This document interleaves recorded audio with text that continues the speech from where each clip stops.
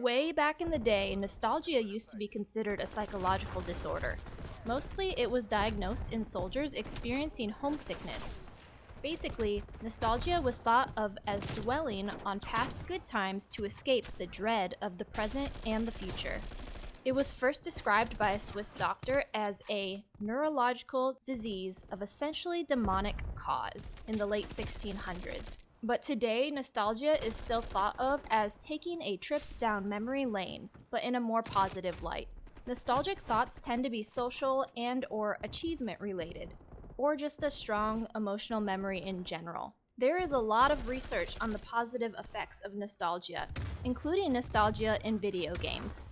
Nuketown, the map itself, is nostalgic for longtime players of Call of Duty. But Cold War's Nuketown 84 is full of 80s nostalgia. The Cuber wall mural, all the arcade games, and the clothing on the mannequins. I'm upset though, they didn't put any jelly shoes on those mannequins. They seriously missed an opportunity there.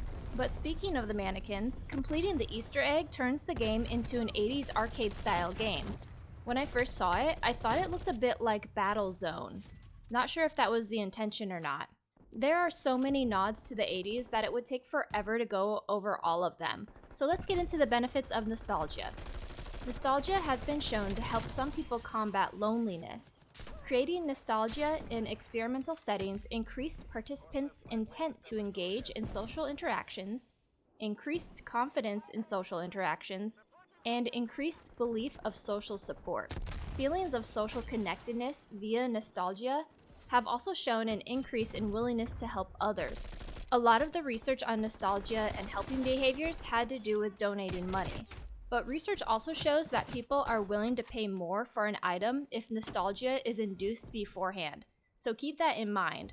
Nostalgia may be used in marketing strategies. But back to more positive things. It has also been shown to increase self-esteem, which in turn fosters optimism. Optimism for the present and the future. Why does this matter? Some people tend to become more nostalgic when things are not going right in the present time. And that may just be temporary for some, but it may be chronic for others. For some people, thinking about the past conjures negative emotions. Having a better understanding of how reminiscing on the past influences people and the types of people that benefit from nostalgia makes practitioners better equipped to create individualized treatment plans. Chronic loneliness and social isolation are associated with low self-esteem and low self-worth.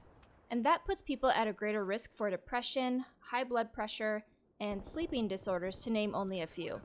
If thought of from a marketing perspective in a positive light, when an economy is suffering, more money needs to be put back into it, which is the main idea behind these stimulus checks the government has been sending out, to stimulate the economy.